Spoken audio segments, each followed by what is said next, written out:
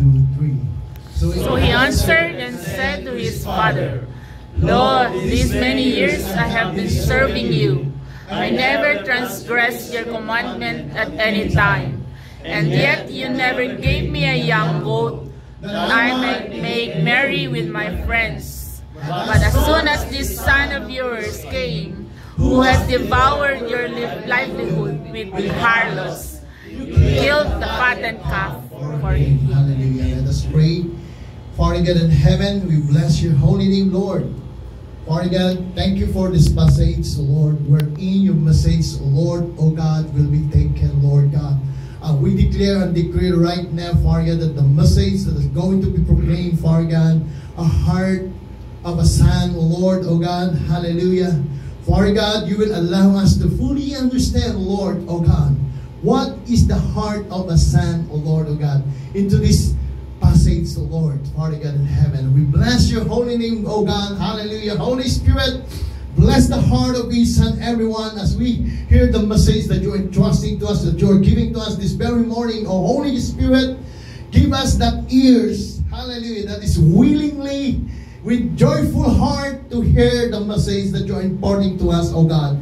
Lord God, it is you that shall speak into the midst of us, Lord, oh God. You will only use this life, oh Father God, as a transmitter, Father God in heaven, of your message, oh Lord. Lord God, let your holy name be glorified. Amen. Let your name be magnified alone, Amen. Father God. That your Holy Spirit speak into our midst, oh Holy Spirit.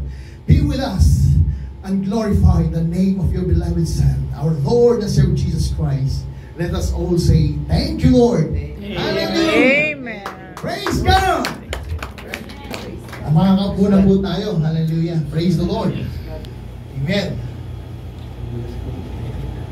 At ito po yung objectives ng ating mga pag-aaralan. Amen. Praise God. Alam niyo po ba yung objective? Layunin.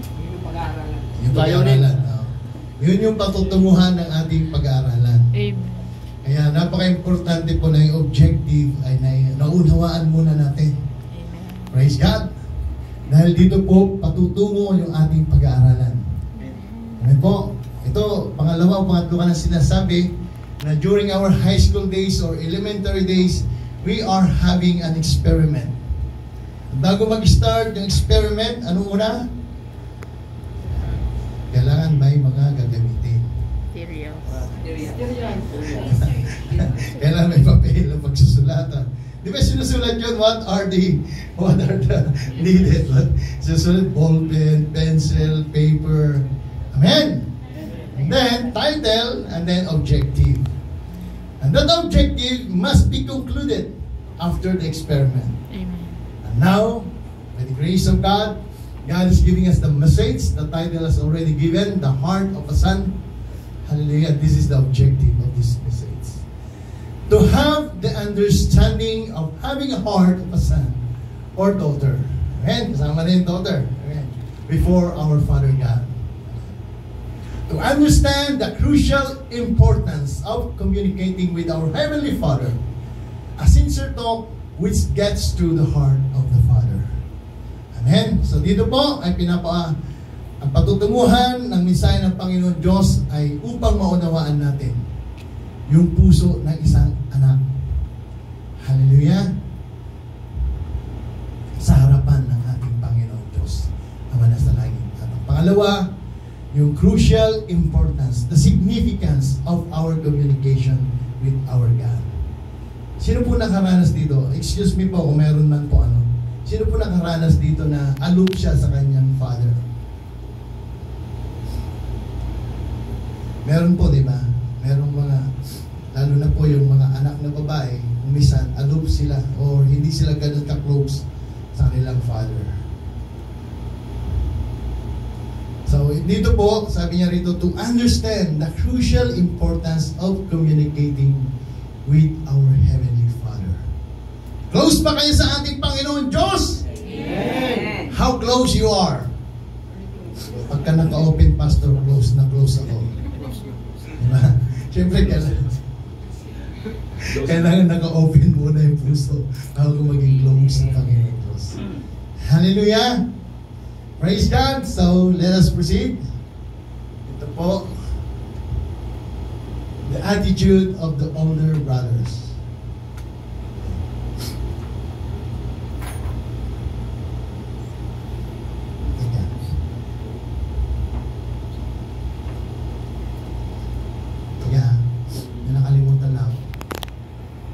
Very familiar with the story of the prodigal son.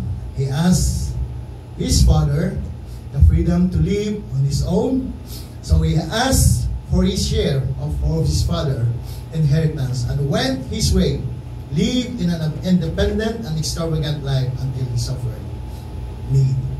Went to the lowest point of his life. No money, no friends, no home, hungry and working as a slave in a foreign land.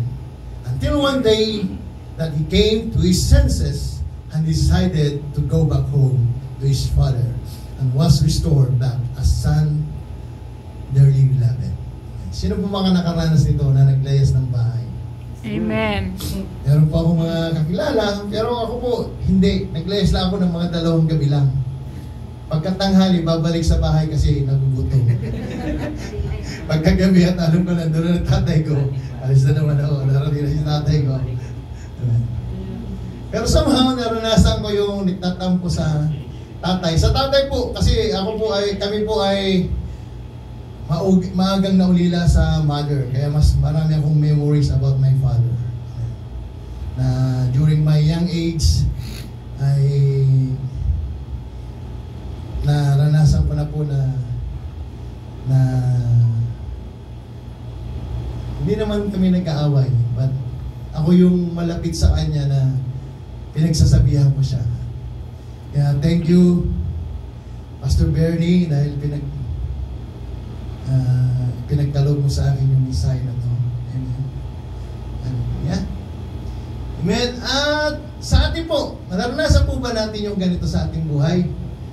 Somehow, parang ayaw na natin makita yung tatay natin dahil tatampo tayo, hindi na ibigay yung gusto natin, na meron tayong gusto na hindi niya pwedeng sundin. Sa amin po kasi magkakapatid, hallelujah, kaya sabi ko kaya salamat nga, dahil 4 po kami, pero bunso namin ay babae, ako po yung bunso lalaki. So praise God. At tugman-tugma itong mga message ng Panginoon. I recall na kung paano yung relationship namin ng tatay ko that time. But he's always a father to me. Amen. At minsan ako pa yung sinundo niya sa isang lugar na saan ako naglalagi. Sabi niya, umuwi ka na. Okay na ako. Naintindihan ko na yung sinabi mo. Ganun po kasi yung ko sa tatay ko. Yung, sa aking magkakapatid, ako yung may lakas loob na pinagsasabihan siya. Hallelujah. So, dito po, yung anak naman ay parang nagkaroon siya ng pagmamadali na kuhanin yung kanyang mana. Sabi nga rito, live an independent and extravagant life until he suffered need. So, mababasa po natin dito, or during marami nga pong mga kwento na ay paloob dito, the prodigal son, na yung anak ay kumuha ng kanyang mana, minadali niya yung kanyang ama, akin na yung mana ko, sabi niya, ako'y lalayas. At siya nga po ay umalis sa kanilang tahanan at namuhay na mag-isa. Nung maubos na niya, sabi niya rito, went to the lowest point of his life. No money, no friends, no home, hungry and working as slave in a foreign land. Hallelujah. So, doon niya lang naalala yung kabutihan ng kanyang ama. Yung kagandahan o kaginhawaan na nararanasan po niya with his family nung siya po ay nakaranas na ng hirap ng buhay. Sometimes in our life, even in spiritual life, we are experiencing like this. Na akala natin dito sa buhay Kristiyano or born-again Christian, tayo ay masyadong sinasakal nila pastor. Tayo ay masyadong nire-restrict nila pastor. Maraming pinagbabawal si pastor. Maraming gusto mangyari si pastor, hindi ko pa naman kaya. And then sometimes we depart from our way. Amen? Umalis tayo dito sa church. But then, when we find out ourselves as in nowhere, amen, na nandun pala ang kasiyahan ko. Nandun pala yung kagalakan ko. Nandun pala yung tunay na pagmamahal sa aking mga kapatid sa iglesia. Hallelujah. Sometimes it has to happen in our life that we have to experience these things na kailangan pa nating maranasan na dustahin tayo, yung insultihin tayo. And then we will come into our senses. Lord, I will come back to you. Because you are my Father. Hallelujah. Can we give our hands to the Lord? Yung malakas mo, magpalakpak na parang pinapasalamatan ng Lord. Lord, thank you that you have brought me into your house, into your family. Amen. Amen. Praise God. Hallelujah. Sabi po rito, on the other hand, the older brother, ito na po yung message, who the Bible describes as righteous in his own self, not wanton. Amen. Amen. Hindi po siya yung extravagant or hindi siya yung maluho. Obedient, never leaves home. Sa bahay lang siya. But was not very happy when his younger brother came back. Ito po yung message yun po. Amen. Sabi niya, you never give me a young goat that I might make merry with my friends. But as soon as the son of yours came, who has devoured and your livelihood with harlots, you killed the fatted calf for him. Amen. Praise God. So as we go on, maintindihan po natin yung sinasabi po ng message na yan. Looking at that big picture, we would conclude that the older son had a better disposition in life. Yung pong disposition, yung mindset or views in life. Let us see till the end of the lesson what aspect of the younger son is he better than the older one. Amen. So, dito po natin malalaman ngayon. So, patutungo po tayo doon sa the attitude of the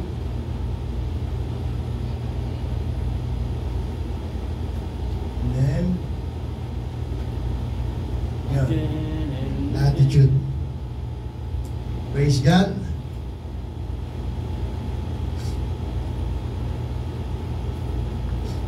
The attitude of the older brother. Ito daw po yung attitude ng older brother. He seems not have the heart of a son. He did not have a true family identity or belongingness. He did not enjoy what God has for him in that family.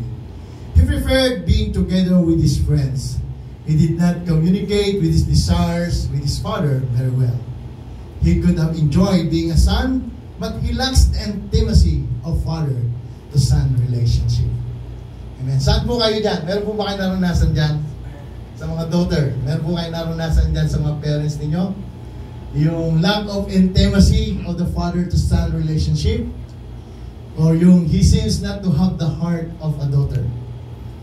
Amen.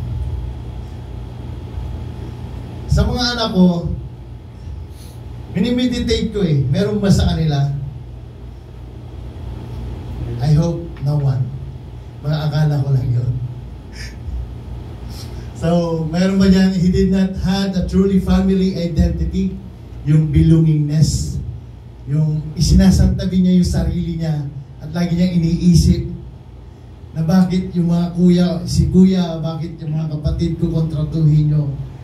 Isang kibulan ni kuya, hindi man lang kayo magtanong kung saan siya pupunta o saan niya gagamitin yung pera. Bakit kung ako ang magtatanong, kung ako ang hihingi, kung ako ang magsasabi, halos lahat ay inaalam nyo saan ka pupunta, anong oras ka pupunta, lahat darating, saan mo gagamitin yung pera. Have you experienced that in your life? Amen. Amen. So, dito po, sabi rin niya, he did not enjoy what God has for him in that family. Amen. So, palagay niyo po, mangyayari ba yan sa isang tao that he did not enjoy what God has for him in that family.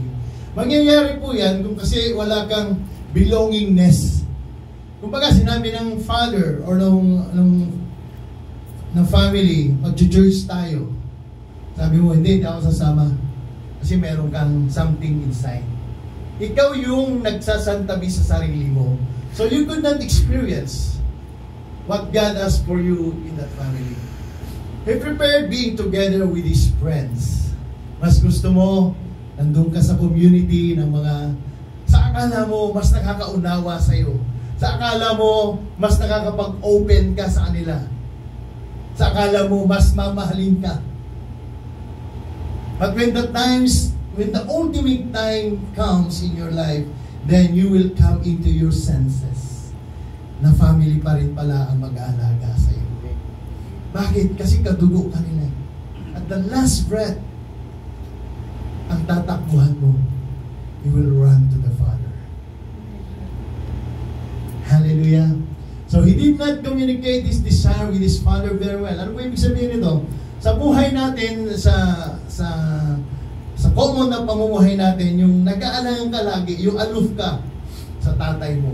Na akala mo strict yung tatay mo, or sabi mo, hindi naman ako pinapakinggan ni tatay, pero yung mga kapatid ko, isang sabi lang nila ay sumusunod ng tatay ko. So you are putting aside that point in your life na ikaw ay anak din. Ako po natin. At ito mamaya, i-relate po natin lahat sa ating spiritual life. Now we are just discussing now about the attitude of the older brother. Amen? He could have enjoyed. So ito po. Amen?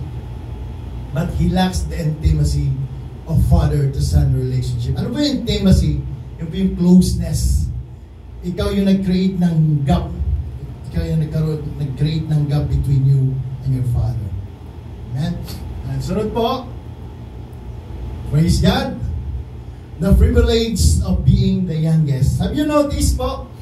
Yung isa, the attitude of the older brother. Yung ito naman po is the privilege of being the youngest. Sino po yung mga youngest dito sa family? Taas yung mga mayo. Okay. Yung mo? Yan, tatlo. Tatlo lang. Ika-apat ako. Amen.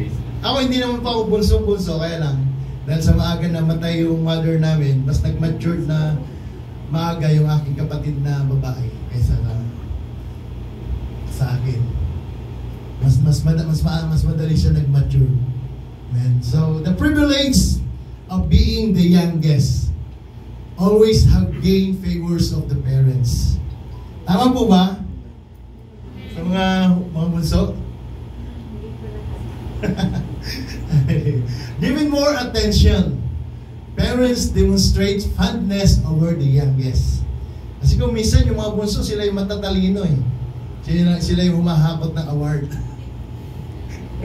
Ito ba, Brother Aris? Hakot award ka rin pa noon. Alam ko yun yung naging kuwan sa akin ng tatay ko dahil sa aking magkakapatid po. Panganay, sumunod na panganay. Tapos ako lang yung nakaranas yung parents ko na umakyat sila sa stage. Noon po kasi, pagka umakyat ka sa stage, ibig sabihin nasa top 5 ka. Hindi pa gaya na most behave, most punctual. Parang lumabigyan lahat ng mga award yung mga bata. Most active. Noon, hindi po. Top 5 lang. Top 5 lang. Valedictorian. Bali 6 lang ang nabibigyan ng award. Valedictorian, salutatorian, first honorable, second, third. Yun lang, 5 lang. Ngayon, halos lahat na. Kaya yung mga bata talaga, meron mga bago ngayon pinalabas, di ba? Yung bata. Yung pamangkin mo yata yan eh. Dami Italia. Hallelujah. So, yun po yung isang bagay na alam ko na naging fun, naging natutuwa sa akin yung tatay ko. Hallelujah. That time, wala na po si nanay. Amen. Because they are the most helpless. Pero dito, sabi niya, because they are the most helpless and vulnerable among other kids. Natatandaan niyo po, minsan kinikwento ko yung dalawang kuya ko. Ako yung hinihiwalay nila ako kasi sila marunong kumanta. Lagi sila magpartner. Pagkanta, maganda yung boses ng isa, yung isa magaling mag-gitara, tapos dalawang gitara sa bahay, sabihin sa akin, akin yung gitara, wala naman sa tono yung kanta mo. Pero sila dalawang tugtog.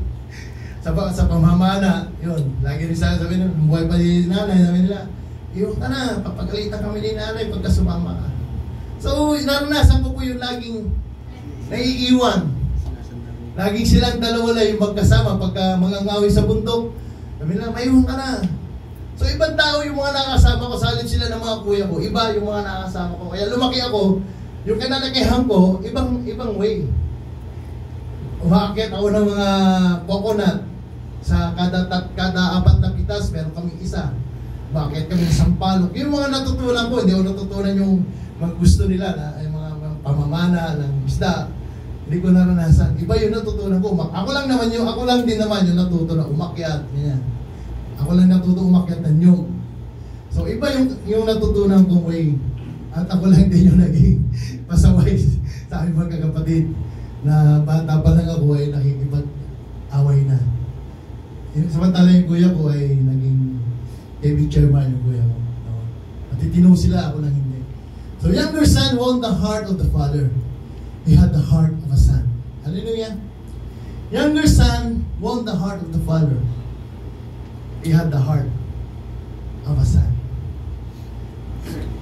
Ako naramdaman ko yan kasi pero ako naiisip ko siguro dahil ako yung pinaka pasaway sa aking magkakapatid. Ako yung naranasang makulong dahil ako yung pagkikipag-away. Sinabihan ako ng tatay ko minsan, gagawin mo pa yan, sabi niya, makikilala mo kung sino ako, sabi ng tatay ko. Nakipag-away po ako, nasugatan ako sa mukha, nahampas ng kadena sa mukha. Sabi ng tatay ko, pagka nangyari pa yan, mas malala pa yan nangyari sa'yo. Makikilala mo kung sino yung tatay mo. Ibig sabihin niyan, hindi na niya mapipigilan na hindi gumanti. Gaganti na siya. Siya na mismo yung makikipag-away ng tatay ko. So, ayan. Younger son won the heart of the father. He had the heart of a son. And yung tatay ko po ay ayaw niya mag-abroad doon. Pero nung nakita niya, siguro yung dalawang kuya ko, kahit gusto nila mag-college ay hindi kaya ng sinasahod niya. So nung ako na yung magka-college, sabi niya, ay mag-abroad na ako. Sabi niya, para makapag-aral ka. I just remember it. Na nag-abroad yung tatay ko dahil gusto niya makapag-college ako. Kaya lang pagdating ng college, inabot ako ng 7 taon sa pag-aaral.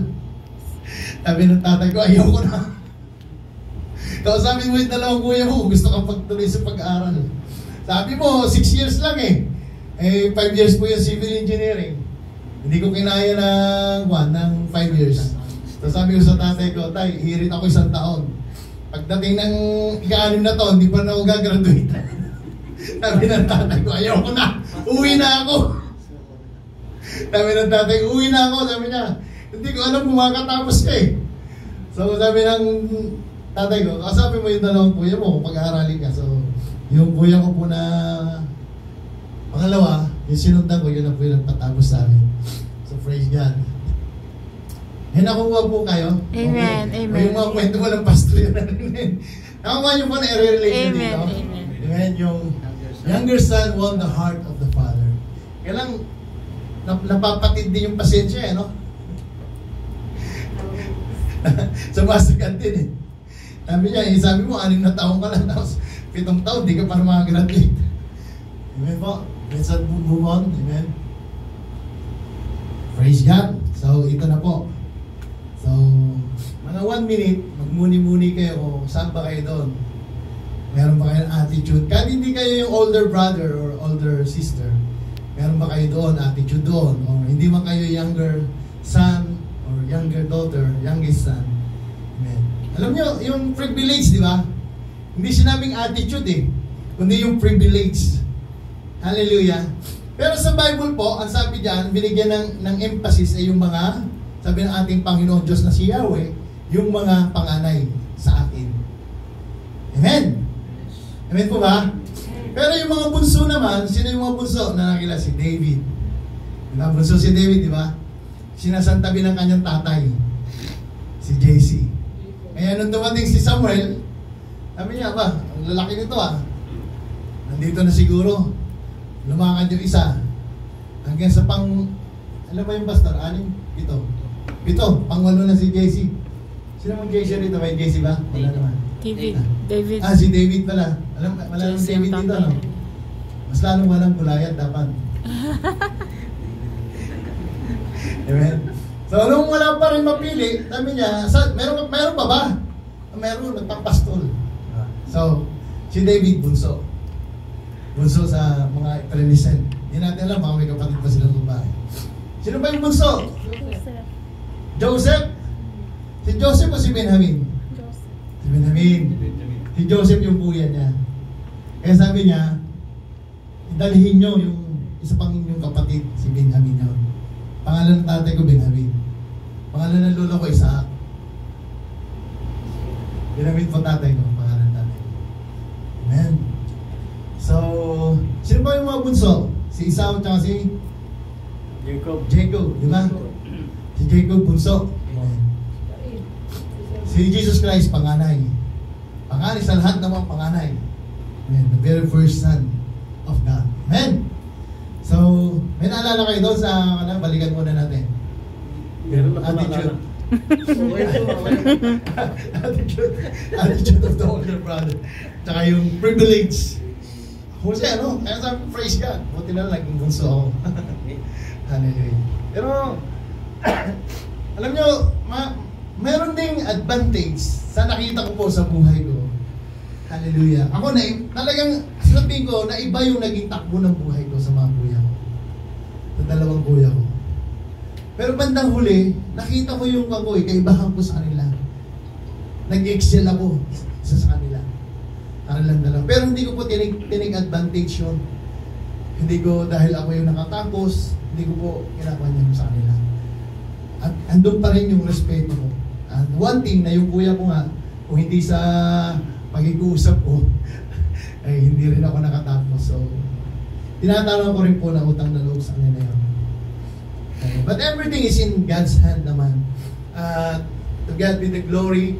Habang pinag-aralan ko to, sabi ko, parang alam ni Pastor Bernie yung family background ko. Hindi naman yata. Alam mo ba? Hindi ko. Praise God. Hallelujah. So I'm so blessed na parang nakikita ko sa yung buhay ko eh. Hallelujah. Now, we will go to the spiritual life. Amen po? Amen. Tapos na yun. No? Yung mga buhay natin, kwento lang yun. Kwento lang ng buhay. Ngayon, dito na tayo sa spiritual. Amen po? Amen. Are you ready? Amen. Ragpakan muna natin ang Panginoon. Amen. So ito naman po ngayon. Even though we are not the youngest, we can still win the heart of our Father in our respective families. Amen po ba? Amen. Amen? Di ba? Meron kasing mga family na talagang yung tatay, ang gustong-gusto niya talaga, yung panganay. Di ba? Kasi carbon copy niya. At saka yung siya yung nasanay na niyang pinagbibilinan. Kasi aalis siya, ikaw mga ngalaga sa, itong si Alvin, malikot to. Lahat ng mga bagay niya, nawawala pagka hinawakan niya. Yun, isa pang bagay po yun. Nasanay na sa bahay, na pagka may nawala, sabi nila, tatanungin niyo panganay, Albert, nakita mo ba yung ganito? Ay, hindi ko ginamit yan. Gitara ako eh. Tawagin yung pangalawa, si Alfred. Fred, nakita mo yung hindi. Sasabihin niya, baka si Alvin. Si Alvin yan, sigurado yan. Grabe. Basta may nawala. Ako na lagi. Sabi ko, kaya kahit na hindi ako gumamit, sinisinop ko na eh. Nasanay na ako ng gano'n. Na pagka merong nasira yung ilaw. Brown, nag-short circuit siguro. Eh wala naman nagsasabi na short circuit. Pag bukas kong gano'n, hindi umilaw. Ako magsasabi. Yung ilaw, hindi umilaw. Sabi niya, hindi mo naman, ikaw na naman yan, nasira mo na naman. Ngayon, meron ako anak ngayon na gano'n, si Mark Alvin. Pangatlo rin siya. sunod din siya sa bunso kay Cristabin. Kung minsan, kinikwento ng wife ko, yung wife ko naman po, yung bunso sa kanila. So sinasabi ko alam mo, yung kalalagayan ngayon ni Mark, parang ako noon eh. Na pagka may masira, lagi si Mark. Bakit lagi na lang si Mark? Kasi yung kamay daw niya, pagka hinawakan niya, nasisira. Naalala ko yung buhay ko ako. Kaya sabi ko, namana pa niya lahat, pati naman yung namana niya. Pero sa wife ko lang kukuhin ko nito. Ngayon naka-video, baka pagka pinanood sa... Ay, cut ko. Our cell leaders in our cell groups, to our pastor in the church, and most especially our Heavenly Father. So ito po yung dapat natin gagawin.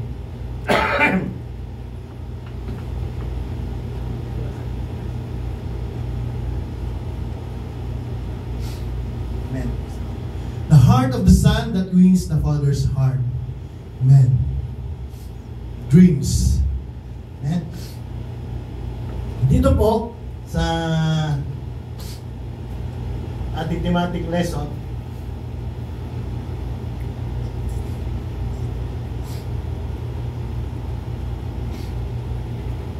praise God, attitude that wins the Father's heart. Hindi na po yung youngest or older ito. Amen. So, ito na po sa atin sa church. Dreams, sabi niyo po rito, the younger son demonstrated ambition. He was like a child unset, believing, dreaming. This is the kind of attitude our Father God wants to have towards Him. Always believing and dreaming our Heavenly Father's promises. On the other hand, the older son was settled on routine family affairs. He was too busy and more concerned about the work and obeying his father's commandments. But apparently, he had a poor intimacy of relationship with the Father. Amen?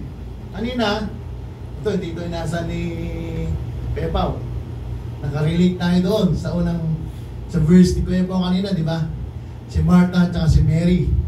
Tsaka yung nabuhay uli, si Lazarus. Amen? Na si Martha, mas ginusto niya yung sunod lang siya na sunod sa mga pinapagawa sa kanya.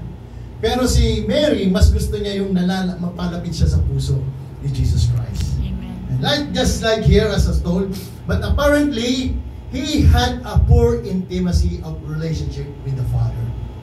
Amen.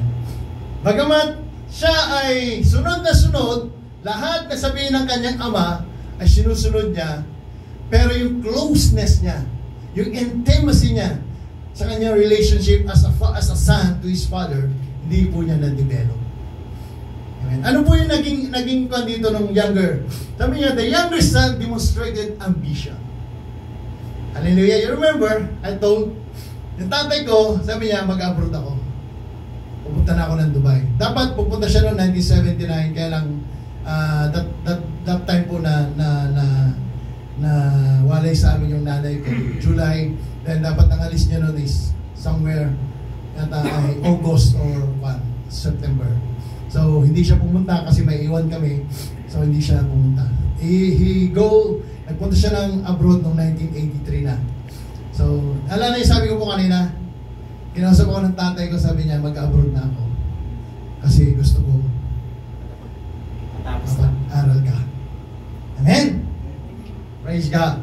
So, nakita siguro ng tatay ko yung sigasig ko. Hindi man ako kasi kung sa trabahong bahay, kung ano lang iutos ng mga kuya ko, hawakan mo yan. Hawakan ko. Pagluluto sila. Kuha ka lang ba, walang paminta. may bicycle naman po kami noon na racer. Ako yung runner. Pagka walang kahoy, ako yung taga-sibak ng kahoy. Pagka walang tubig, magiging. Nasanay po ako sa gano'n na sumusunod lang sa mga kuya.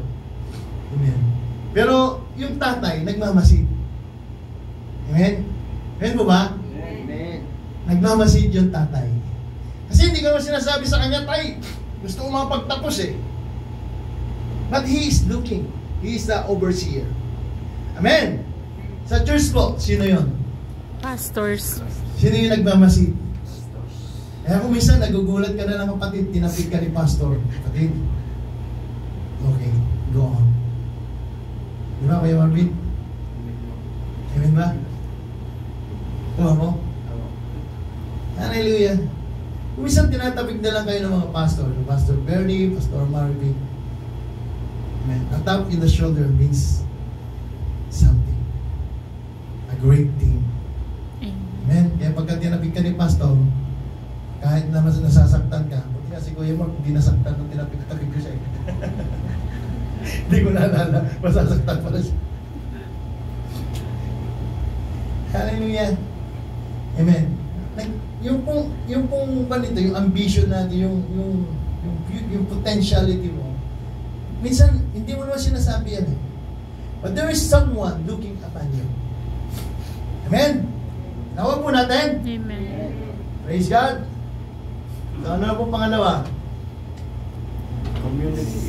Communicates. Amen. Ano po yung kanina? Yung older brother, mas gusto niya na sa mga tropa-tropa lang siya nakipag-usap. Hindi siya nakipag-usap sa kanyang tatay. The younger son always come and talk to his father. Amen. Di ba sabi ko po kanina, ako saan magkapatid, bagamat ako yung laging pinapalo, ako naman yung laging bakulit sa tatay ko.